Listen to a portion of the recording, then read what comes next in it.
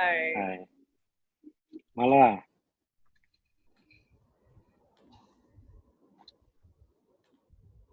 Currently, last year just completed my master's in neuroscience from UK.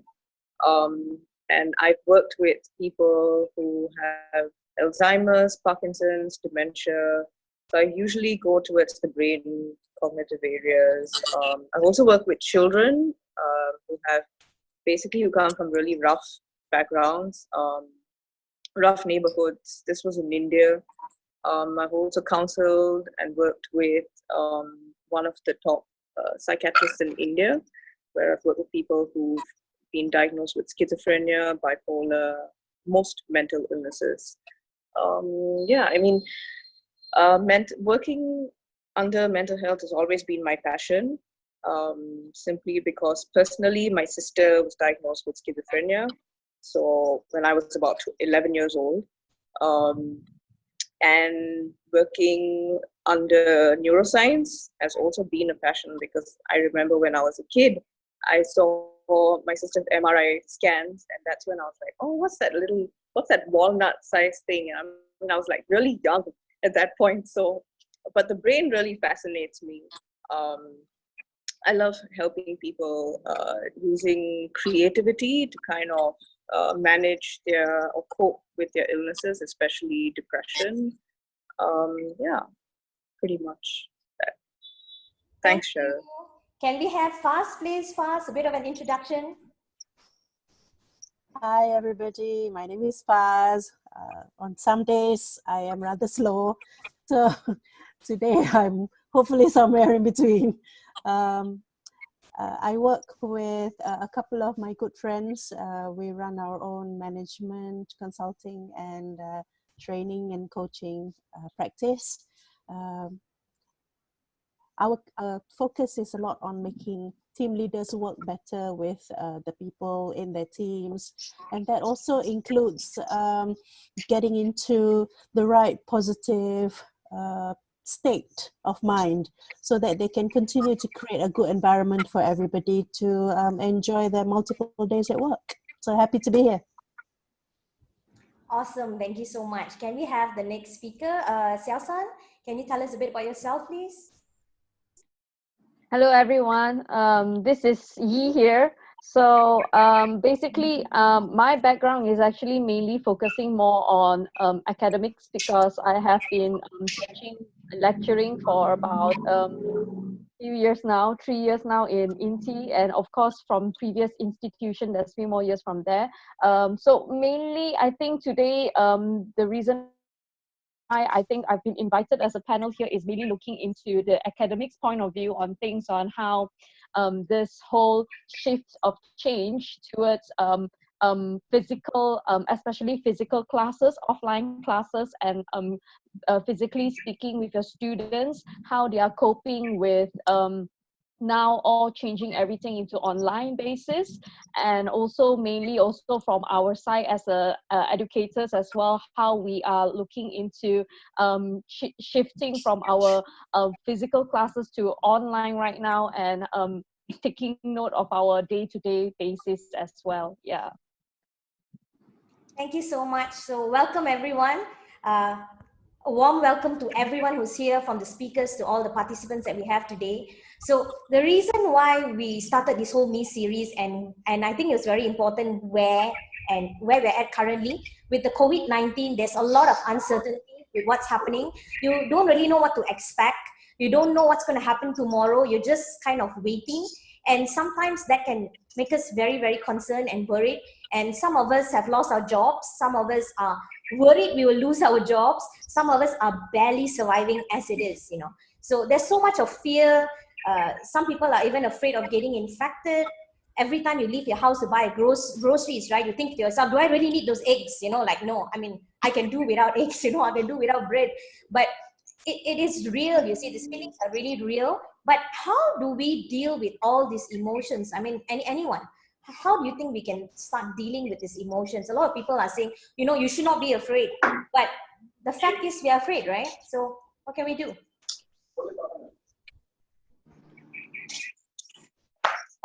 I mean, should I I mean, of course, all of us around the world are afraid of whatever's going on. That is human. But I think a lot of people take it to the extreme as well. As long as you're cautious, as long as you know, like everyone says, wash your hands, don't touch it on your face, don't put your fingers in your mouth, I think everything right now has just been taken to the extreme because every country also has this way of, blaming the other country instead of just supporting each other. For example, right now we're at home, we're with our loved ones. So instead of panicking, maybe try and use that time to spend time with your children, spend time with your spouses, with your boyfriends, whoever. If you're single, why don't you just focus on your health?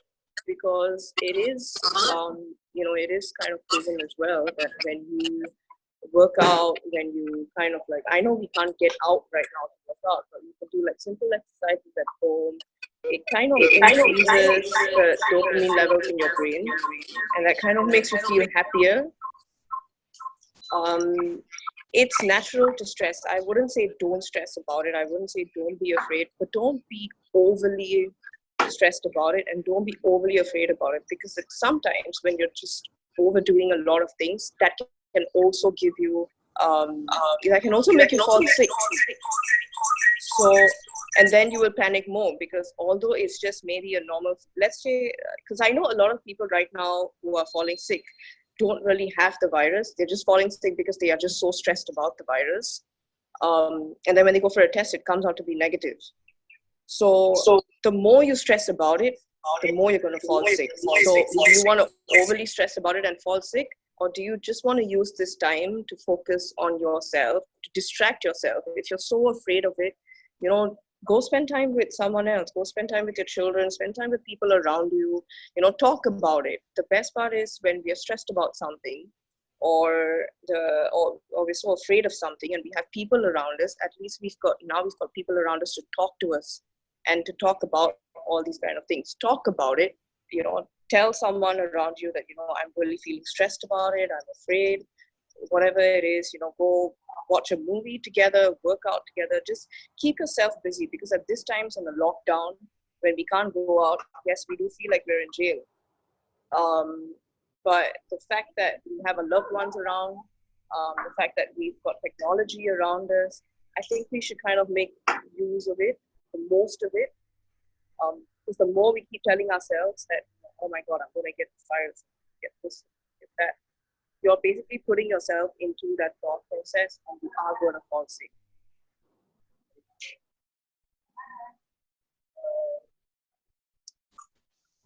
Thank you. Okay, Malar, what do you think about how we can deal with our emotions? What can we do?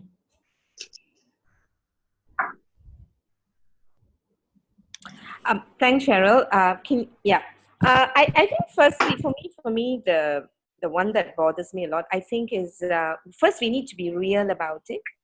I think I see a lot of denial, right?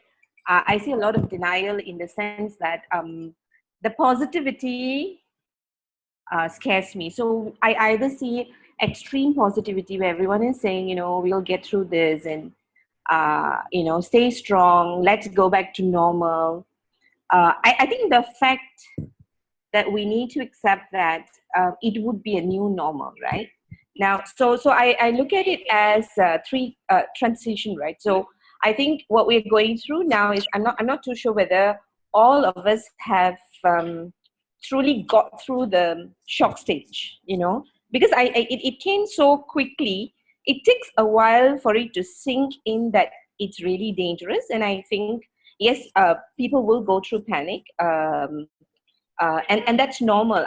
So I think it's to be real and to accept that whatever we're experiencing, right, whether it's our fear, whether it's the sadness that we feel, the anxiety that we feel, first and foremost, to accept that as a normal feeling, right, because it's really happening, right, and to deal with that first, right. So my greatest concern is very much the more we deny what we are experiencing and try and be unrealistically positive, right? Or unrealistically negative, right? Both ways we will mess it up, right? So the faster we stay real with it and say, yeah, I'm feeling and I have a right to feel this way. It is scary because I really think it is scary, right? And get through the emotions, right? And this is where we need to look at, okay, if I feel this way, now what am I going to do about this feeling, right? So I always talk about respecting and acknowledging the feeling, you know, that it's a part of you, right? So how do I deal with that? So I think, you know, Karina mentioned talking to people, you know, so we're lucky if we have people to talk to. Again, Right. talking to the right people, right? The other thing is I've learned how to cut away from information that I don't need. It was quite addictive in the beginning, right? Because there's so much going on. You want to know everything to protect your loved ones, right? So I realized I was more paranoid than ever before. I'm generally careless, right? And I realized that, okay, you know, if I keep looking at how many people are falling sick and how many people have been infected, we know the numbers are going to go up, right? By looking at the numbers on an hourly basis, how is it changing my life, right? So now I've become more selective as to looking at the information that is really necessary. Number one. Now the other one is we all have a lot of good friends who are forwarding all sorts of videos, fake and real, more fake than real, right? And they are very powerful because otherwise we won't be so glued, right? First few days, okay, you know, you are entertained and you have anxiety. So the other thing I've learned how to do is not to entertain these, right? So I don't open. So I know who are the people who send me the good stuff, the valid stuff. Otherwise, I rather not look at it, right? I've gone one step further with people who are passing me negative stuff. I take time to call them, all right? Because I want them to stop doing it to other people who may not know how to care for themselves, right? The other measure I'm putting in my life is really, you know, in the family that I live, making sure people immediately connected to me are feeling okay, right? People are, you know, my kids get agitated because, you know, they have so much of energy, right? To be cautious that, you know, we're going to lose it once in a way and they're going to lose it once in a way, and how do you basically manage it? So one very simple thing I'll say is that be real and be honest, right? Be real and honest with your emotions and deal with it, all right? And if you can't deal with it alone, then look for people who can support you. That would be my immediate thought. Thank you, Mala. Mala, just to go further on that, right? You're talking about how being a parent, for example, at home, it's difficult because sometimes you will lose it basically, and there has to be some sort of understanding that. But how can working parents, like I was just speaking to one of my colleagues this morning, right? And she's finding it very hard. She has like a 2-year-old as well as an older kid. And then you don't have enough of resources. Like, for example, you have the office laptop that your kid has to use now because she's going to school and they have like whole day learning, and then your husband's using the laptop as well, but you also need to work, and then you have to take care of the 2-year-old. Everybody has to work at the same time, and it can be very, very stressful, right? So where do you go from there, and how do you deal with that emotion, or how do you deal with that stress? Again, I mean, I will say that first is I think from what I'm reading about people, right, I'm observing, I think a lot of us are unrealistic, right? I mean, with parents who share with me that they're so worried their kids are not going to school. I mean, how many of our children are sitting for final exams this year that we're so worried?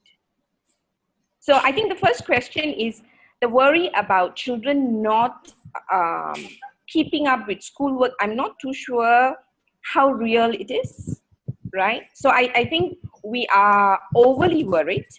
Okay, it's just 2 weeks, you know. So that's one. And I think you got to be a bit more realistic about what you have, lah. Stress comes in because we are not realistic, is it? I mean, if you have only one laptop, you only have one laptop. All the stress and fights in the world is not going to duplicate your laptop, isn't it? Right? And I think this is really the best time. I find that when I lose it, the first thing I do is I ask myself, what am I really angry about? Because I find that whenever I'm angry at somebody at home, right, or even when my children want my attention, I'm not angry at them. The anger is a lot about me because I can't manage it, right? And I think if you just stop and ask yourself, what am I really, really angry about? And you verbalize it and then look at how to manage it. And I think that if you're living with loved ones, I think that the very basic thing we need to do is sit down and talk about it. And if you've been, in some households, people have been happy avoiding each other, right? So if you've been happy avoiding each other via work, escaping into activities, right now this lockdown is basically forcing you to make relationships work, right? I think that's something we also need to realistically look at it, right? Why are we feeling the way we are feeling, and how to basically manage it, right? So with parents, my thing with my friends is I tell them, don't act like, your child is going to graduate, after this exam, sitting for final exam, graduate and going to get work. I mean, even if you're graduating, there are a lot of people who are going to be jobless, so chill, yeah. Yeah. So I think a lot of these stress for the parents is unreal. But whether you like it or not, if you have a 2-year-old or 3-year-old, I think what kids want from you is attention, right? And this is where teamwork, if everyone is at home, then you need to work with each other to see how can we manage this best. And is really teamwork, right? And I would also give, I think we're in the second week now. I think the first few days or the first 1 week at least, we need to understand that our whole body in life is trying to break a pattern that it's used to. I think there's a lot of sadness in our system. We're going to feel physically tired, emotionally tired. We're not talking about the sadness that we are waking up to experiencing. So all of that is going to have a toll on our body, right? I would also say, respect your body a little bit. If it's tired, then give it a break, right? So I think you just need to listen in and see, what do I really, really need, right? The one question I keep asking myself, because I've been getting a couple of phone calls to say, shall we do this? Shall we do that? Yes, I'm excited. I am tempted to run and do all of that stuff. But one of the questions and hard question I had to ask myself is, how sure am I that I will not be affected, right?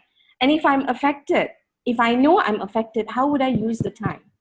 I would use my time building relationship, having the conversations, right? And I think that gives me a bit of calmness to say, I don't have to rush to do my work as if there's no tomorrow, right? If there's no tomorrow, my priority is not going to be work. My priority is going to be my loved ones, right? That calms me down. May not work for everybody, but yeah, I think it is really being real again, Cheryl. Thank you so much. I think I want to add on to it as well, because when she's touching on towards about kids and going to school and attending classes and stuff like that, I think that also itself has become a huge scare for a lot of our students as well as our educational institutional side as well, because it was a sudden thing, and then suddenly you've been called to tell that for 2 weeks you're not coming for classes, so the students are happy because they say, yay, no assignment, no classes, woohoo, and then the lecturers are like, oh no, so many assignments due, I don't know what am I supposed to do, oh, so many lectures I have yet to conduct, oh no, what about final exams? So I think it is true to say that although it's just it is just 2 weeks, but I think that the way how our students are coping with it, it's very half, I mean, I would say it's a bit imbalanced in a way. Some of the students who are very worried about academics were constantly asking like, what's going to happen right now? How am I going to go through this right now? And those who are taking a step backward and say that, well, it's just 2 weeks, that kind of thing, then they will be like, oh, okay, 2 weeks of doing nothingness. So they have a lot of differentiation in terms of the the way that the students are actually showcasing in terms of this 2 weeks of lockdown per se, especially from the academic side as well. But from our side, in the institution wise, I think the main question is also about the readiness of the institution to shift from offline to online, because we do have, online learning per se for our programs as well. So we do have softwares as well to provide for our students to access it online as well. But I'm a bit how to say, I'm a bit not too sure how top-down management are viewing it, because I believe that most of the institutions, because they have been talking about blended learning for the longest time, so they are usually, in terms of tools wise, they are ready for it. But somehow when this happens, it kind of have a shift in terms of their perspective on whether are they can we apply, can we not apply, are the students ready, are they not ready, so there is a whole new level of perspective on seeing on how it goes actually. Yeah. Thank you, Selsan. So Hassan, what do you think about now? Malar talked about, what am I really angry about, right? So sometimes, what am I really worried about? How do we now compute those feelings, and how do we at the same time take care of our whole well-being and make ourselves feel like, okay, it's all right, okay, I've acknowledged my feelings. Then what? What do we do with that? Thank you, Cheryl. Worry, anxiety, and whatnot.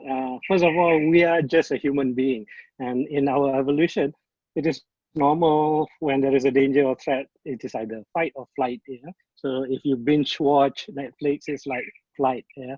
Or do comfort eating, eat, not so that you remove your worry, then that's flight.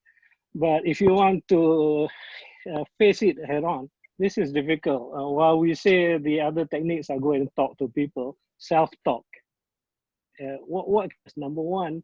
You got to just accept that this is reality, acknowledge that it is there. So acknowledging the anxiety, I have a feeling of worry, I have a feeling of stress. First, acknowledge the anxiety. One of the things to acknowledge is these are all feelings, and feelings in our head, in our mind, in our heart, come and go, come and go. So it will pass, it will pass, it will pass. Acknowledge these are feelings that will pass. So acknowledge your human condition first. But going on into worrying, I like what Malar said about don't, or filter, something like that. She said, filter the amount of information that comes in. I too, luckily, I don't have Facebook feed to read. I exited, lucky for me, last year I exited most WhatsApp groups, such that I will have about 4 WhatsApp groups left. So there is already a reduction of noise coming in. But the other thing to do, what I remember most was when the political crisis situation happened a few weeks before the COVID-19 movement control order. I was also tempted to go and read breaking news, read breaking news, read breaking news. After 2 days, I decided this is not right. So I began to only read the political breaking news about twice a day. So that practice, when we went into the movement control order, I had that new habit of reading reliable news at most twice a day. So it is something that you can schedule because reading news is something that you can schedule. Or if you want to go to it on a higher level, I would say that you can schedule your worrying. And this is not just from me. I read from a psychiatrist called Dr. Richa Bhatia that scheduling your worrying 30 minutes a day, those things that you can schedule, for example, the reading of news versus looking for breaking news, fake or otherwise, can be scheduled. You know that you've heard lots of tips about now in the movement control order, staying at home, people needs to create new routines, right? So you've heard about that. And then Malar said, just like you're working in the office, you got to create new management structure within your family. Your kids do what is the teaming all about? But these think about new routines, new morning routines, new afternoon routines, and whatnot. Can include, where in the calendar should I put my worrying time? So schedule worrying is one. But Cheryl, you know this word about reframing. Yeah? Everything that is negative, you can reframe towards more positive. So what can you do to look at, are we really stuck here? Or is it nature's way of telling us to slow down? So when I reframe, there are lots of stories about how this slowdown has created better opportunities and better outcomes. This morning I was coaching a client, and he is a CEO, finding that working from home with his particular company is at all very possible after all. And so much so that they have created new regimens and new routines that has made him conclude that whenever the movement control order is over, what he's going to institute is, in his company, he's going to institute 3 days working from office, 2 days working from home. This learning came just from the 1 week. As a corporate leader, he found a new way, new protocol that how he can work.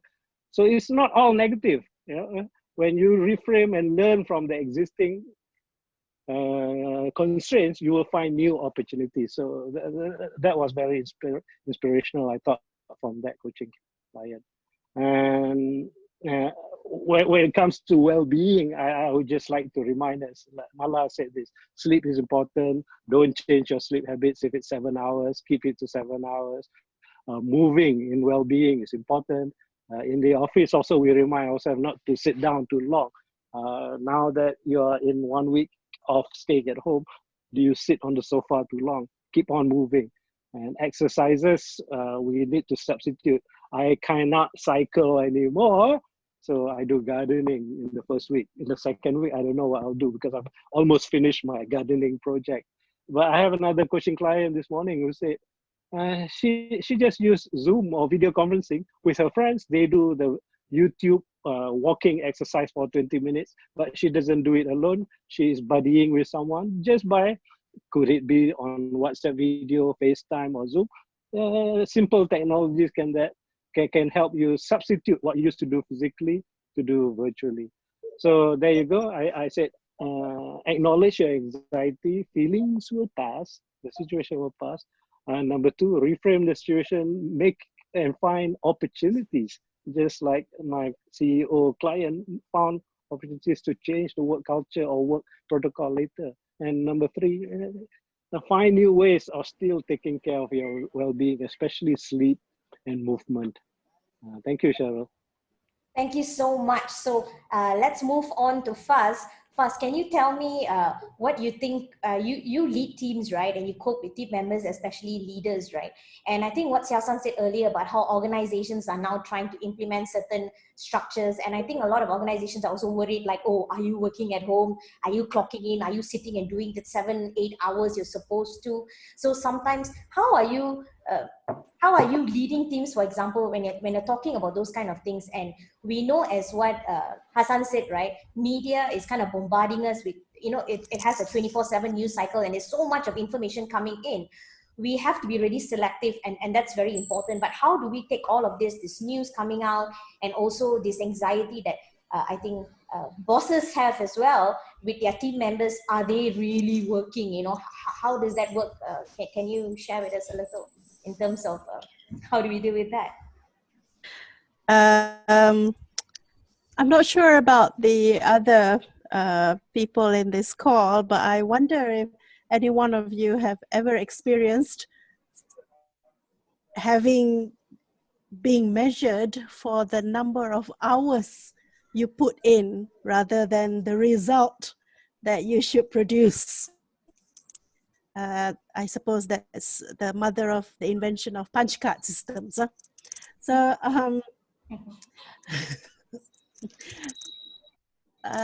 I think my advice, if I can use that word advice, for leaders is to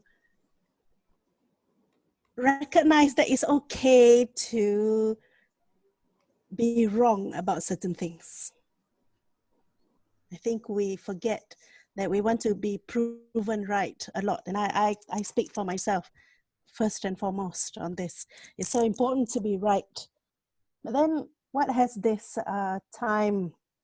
these past few days have shown us, any team leader who says, gosh, it's impossible to put people to work from home, that's proven wrong.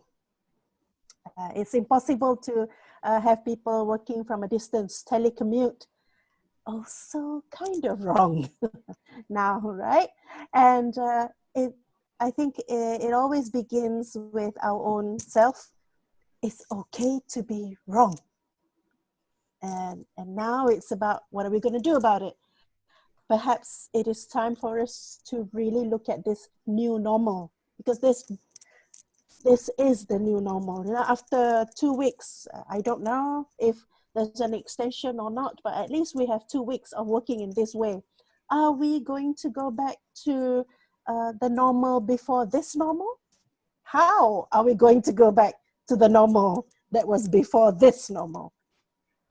So that's something that I think a lot of team leaders would benefit from, to really come face to face with this question.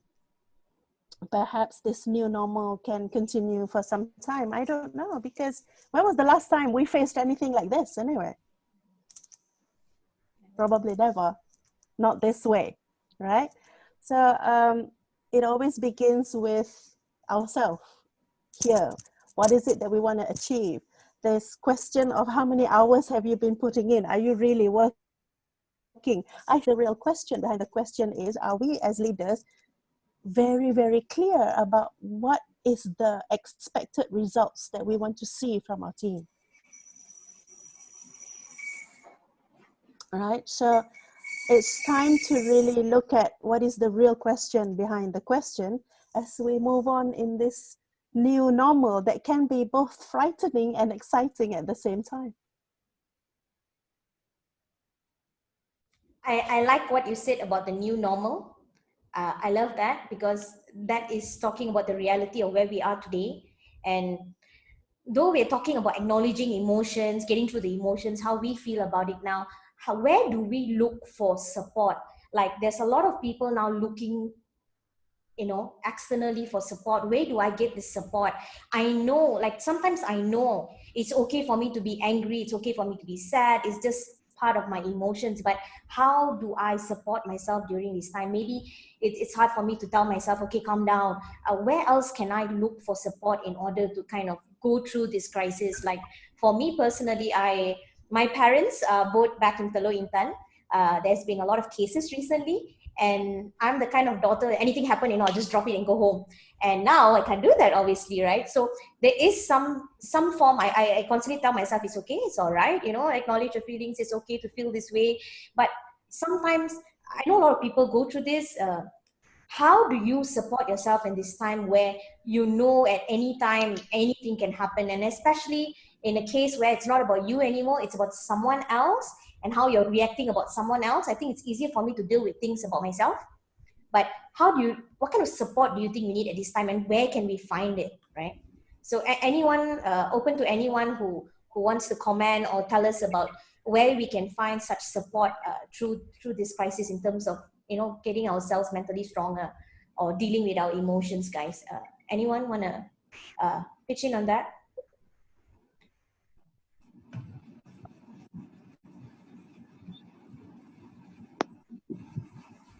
Maybe I will share a little bit about the case studies of my students.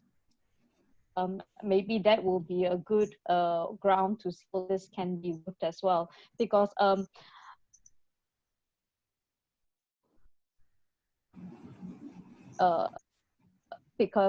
this 2 weeks of no class, more worrisome is actually more towards international students.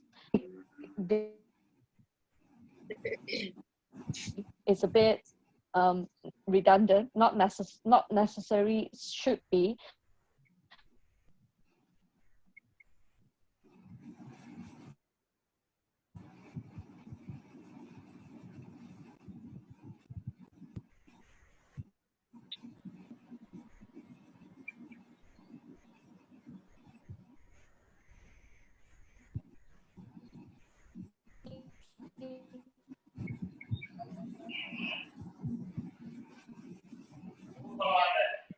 sorry, I just got off for a while, right? Yeah, Am I still back on? you're Yeah. back. You're back Yeah. now. Hello. Without the video is better. Oh, okay, okay. So sorry, so sorry. Yeah. So I was talking about international students that because they are not allowed to go back. So most of them are probably just staying. And when they're staying, some choose to stay in the hostels, some choose to stay in wherever they're staying right now. But a lot of them actually, I feel, in terms of mental and emotional health wise, do need a lot of support, especially because usually they're alone because they're staying by themselves, or if not, they have a very very minimal interaction with their classmates because most of the locals has went back home. And sometimes when they stay in hostels, internet connection may be pretty bad, or almost to not so good internet connection at all. So a lot of them actually have issues dealing with this, because they do not know whether to go back or not. And I think a lot of times their parents are very worried about them because they are alone in a foreign country. So that is actually something that we can actually look into to see how can they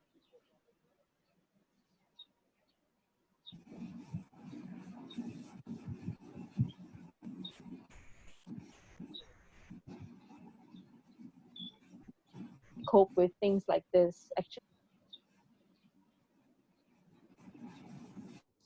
Definitely, Xiaosan, I completely agree with you.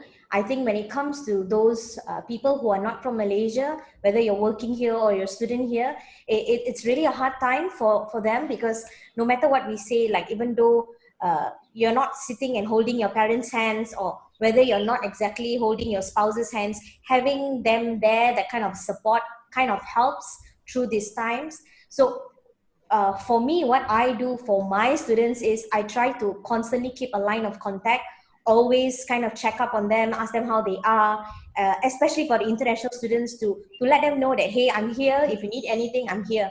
I will try my best to support you. And I think that is what we need to do. Like, I think yesterday, Xiao San is one of my colleagues at work, and myself, her, and another colleague of mine, Yati, for the first time, we went on WhatsApp video. Why? Because we, we've, even though it's been a few days, somehow it feels longer because we've not really seen each other, and we see each other all the time. And I think somehow seeing that person's face, hearing that person's voice is also a form of support that can help. What else do you think we can do to kind of support ourselves during this time? Anyone has any other suggestions of how we can support each other? Cheryl, I think one thing that we need to remember, and probably even remind people when we see that they feel alone, is I think if you observe, the world has become quieter, and with that, I think our appreciation for connection has also increased, right?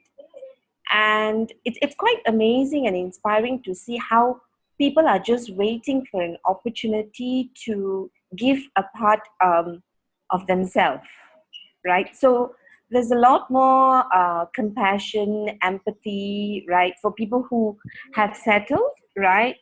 There are people have time, and they want to do something meaningful, right? I think one of those things that we need to learn how to do is just ask, right?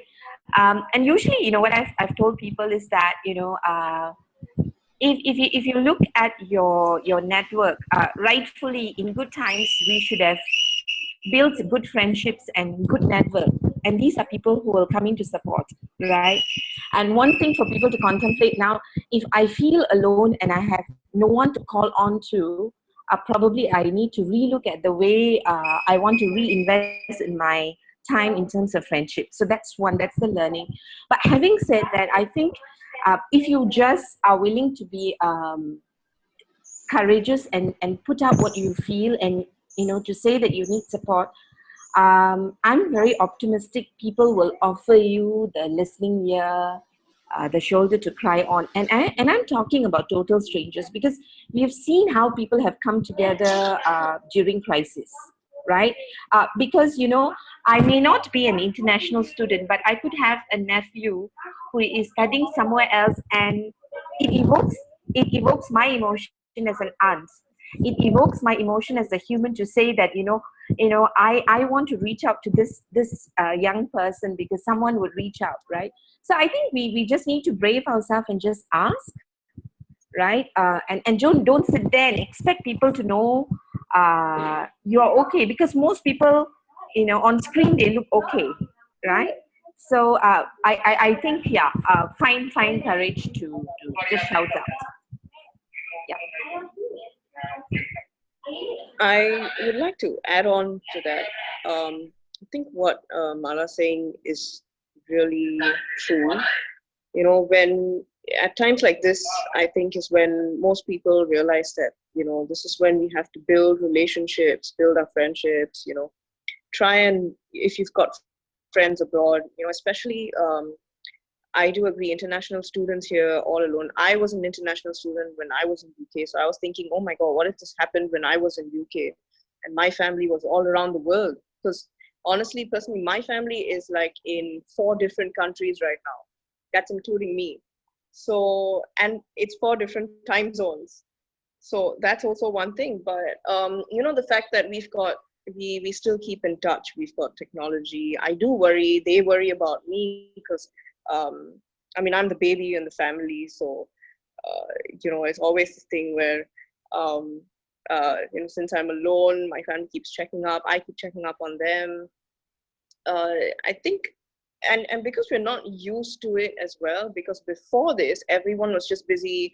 Our schedule was just like, okay, go to work, come back, maybe spend time a bit, or maybe not because you're too tired, because you need to be at dinner, whatever it is. But now that we're just locked down, we're put in a situation where we are with our loved ones and all of that, I would just kind of say that this is the best time to kind of work on your relationships, work on your friendships, call your friends abroad if you haven't, call your nephew, nieces, your family, your relatives abroad, just keep in touch with them, and that makes you feel better as well. This is Hassan, and I totally agree. I'm going to talk about 3 things. Number 1 is the communication. It is now going to be purposeful and mindful and reconnecting and relooking at relationships. One of the things I instituted between me and 3 other coaching and training industry friends is we promised hang on, how many of us? There are 5 of us. That at any one time, if we feel lonely, if we feel something, stress or whatnot, we are allowed to call each other.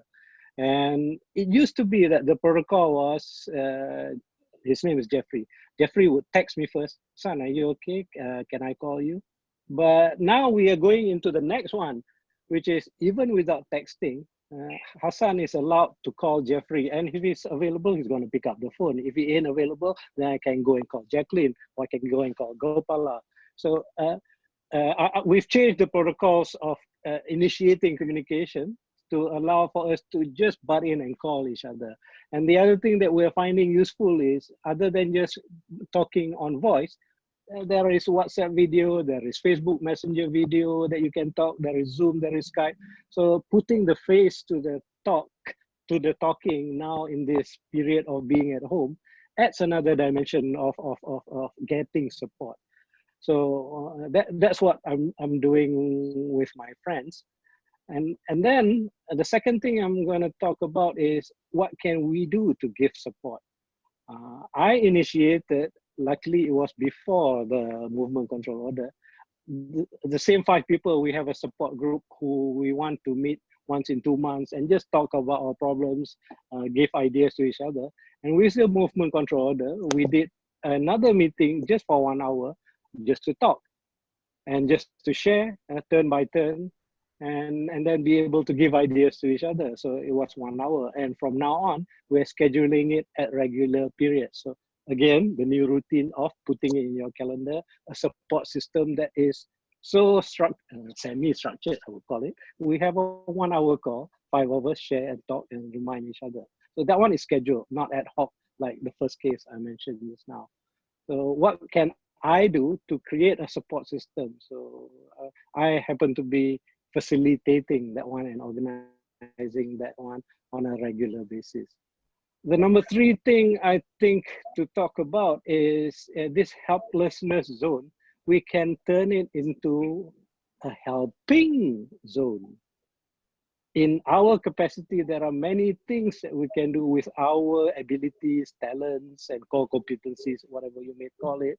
On one level, at a company level, another CEO coach that I'm coaching, because he's small and his soon to be completed hotel is next door to Sarawak General Hospital, the frontliners need food. So his helping is, he has also got F&B outlets in his mall. He provides free food to the frontliners at the hospital and provide half rate for his almost completed hotel to the doctors who would not want to go home. So he is helping in that way. Another friend or client of mine is helping his residents association, and their residence is near Sungai Buloh. They have a tabung or a collection to buy food for the Sungai Buloh medical staff.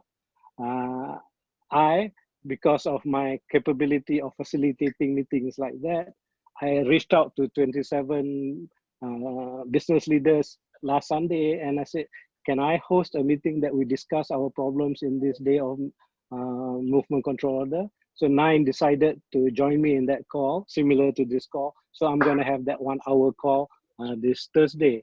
And this compassion, although these 9 people I know, but they don't know each other, I am sure that what Malar said about the compassion amongst strangers will also happen. So moving from the helplessness zone to the helping zone finds me doing that. And there are other people down the street who are helping the elderly. If the elderly can't go out shopping, Makcik, I'm going to Maidin now, what do you need? So being in the altruistic and small or big or medium size of helping and giving also takes you away from that loneliness and needing support. You put yourself in supporting others. So small wins to medium wins to company wins, find ways and opportunities to help others in this crisis. So that's the 3 things I wanted to talk about. Thank you, Cheryl. Thank you. That's amazing. Thank you so much to everyone for giving a lot of advice as well as methods of how we can kind of cope with this crisis. I want to open to everyone to ask any questions that you have to our panel of speakers. If you have any questions that you want to ask anyone, because we are running out of time, I believe. We've already hit the 40-minute mark. Zoom has not cut us off yet. Maybe they find our conversation very interesting, I think. All right. But if anyone has any questions or anything you want to share from your side on what we've been discussing for the last 40 minutes, anyone want to share from the audience? Regina, GD, Ashwina, Nava, Rich, Anna, Raymond, anyone want to, Dato, please, anyone wants to share with us anything about what you think or how you think this session has gone for you? Has it helped? Yes, anyone?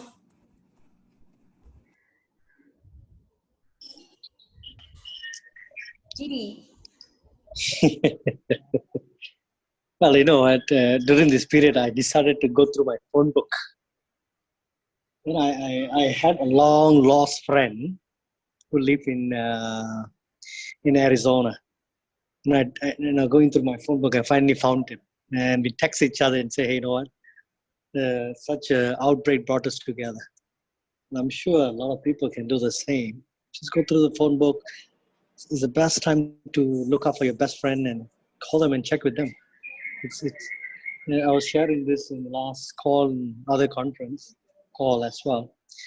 Some people say I never had a time for anything. I think this is the best time to see what you can do for yourself and other people.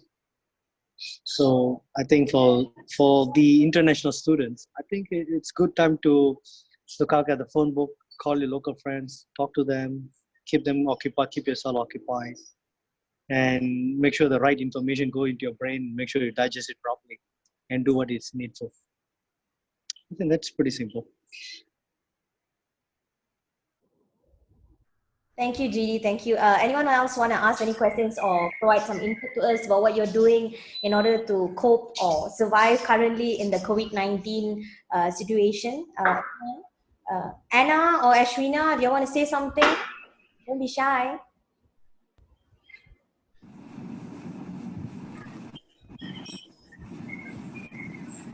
I expect Dato to say something.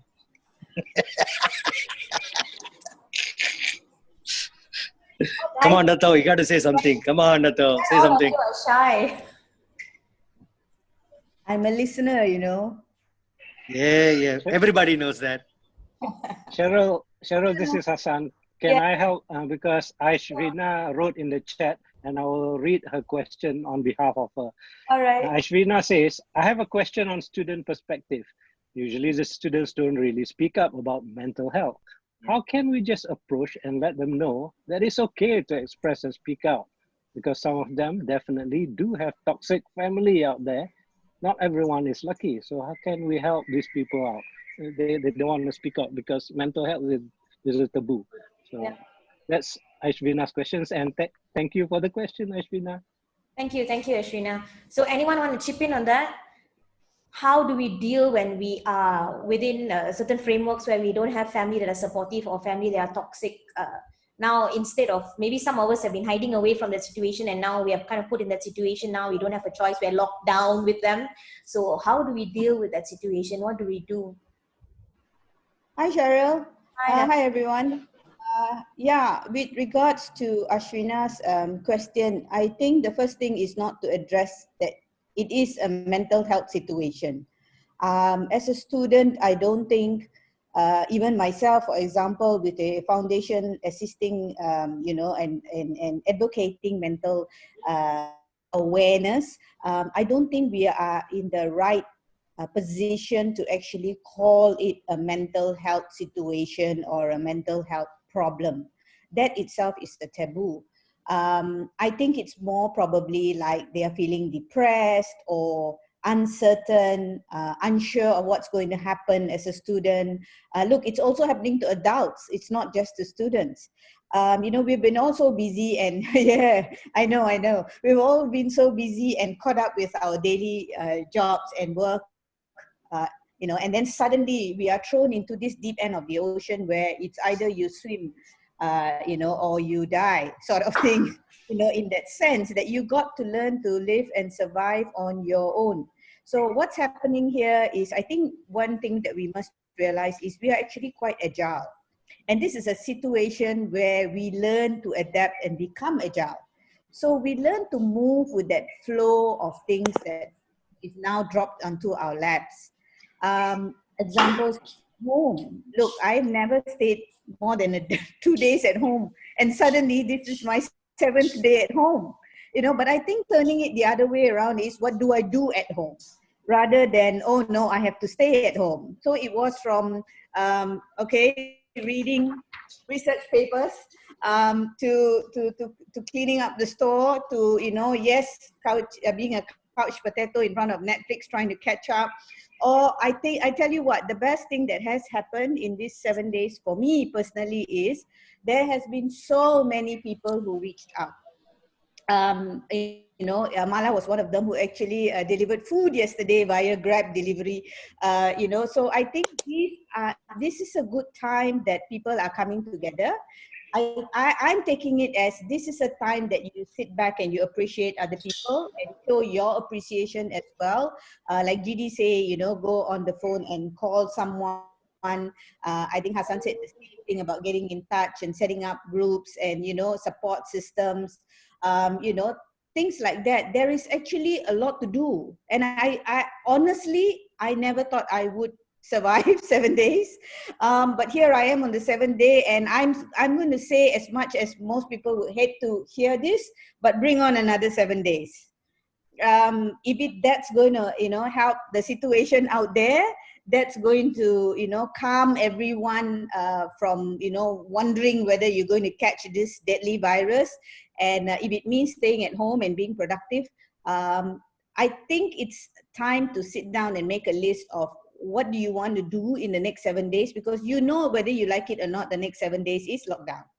you do have restricted, order movement going around, and so you really can't choose to go out as and when you like, and you can't even see your friends and things like that. But look, hey, we are on now on it. We all look at each other. So I think this is actually one of the good moves that we can do the next 7 days. So do call in again and get another topic probably for discussion, and you might find a bigger group then by then. So there are lots of things to do out there. To Ashmina, it's not a mental health problem. I think the first thing is just talk about whatever that's on your mind, and if people like you, people are there for you. It doesn't matter how big or how small the question is, or the problem or the issue is. If they are your friends, they're going to listen and they're going to give their sound advice. Otherwise, ring Cheryl. Don't ring GD. Don't ring GD. Whatever happens, don't ring GD. Ring Cheryl. At 3 p.m. you can call me. I don't mind. They say it's physical movement, limitation, not the mouth movement limitation. So use the mouth to mouth. Exactly. but find the right mouth lah, okay? Ayyo, Dato, why you have to start at 5 o'clock? It's just reminding the happy hours that just running short. Anybody This is else? a very eventful panel. Yeah. Yeah. So Cheryl, thank you. I really enjoyed it. I think I really needed an outlet after days of being home. So thanks, and lovely meeting all of you. Just one thing, I think one of those things when we talk about resilience is to be able to label our challenges and problems in the right with the right labels, right? So usually when I have a challenge, the one question that I've learned is that I need to ask myself, now, if I have this problem or challenge, what is within my control, right? Now, if something is within your control, you have time, go and do something about it, right? Now, yeah. And now we will always have issues that is beyond our control, right? Which is why life is worth living, because we need to figure it out. Now, if it's beyond your control, I think the one discipline that we need as intellectual freaks, I call it, is don't try and control what is beyond your control, right? And what you need to learn, what we all need to learn how to do is that learn how to let go, right? I think that's very difficult for a lot of people, right? Not knowing what to let go and what to hold on to. Now, in between this, there's something called area of influence, right? So you need to ask yourself, sometimes I can't change perhaps the outcome, I can't control the outcome, but what can I do to influence it, right? And if you realize that the 24 hours that we have, if we just focused on what we actually can do and what we can influence, there is enough things to occupy our life. Okay, and hopefully they don't take away the internet lah. We'll need to look at different strategies if there's no internet, right? Because there's ways of connecting. So that's the same thing I will tell young people, right? Young people are so resourceful, right? They're so social media savvy. They're chatting all the time. What is stopping you from connecting with people?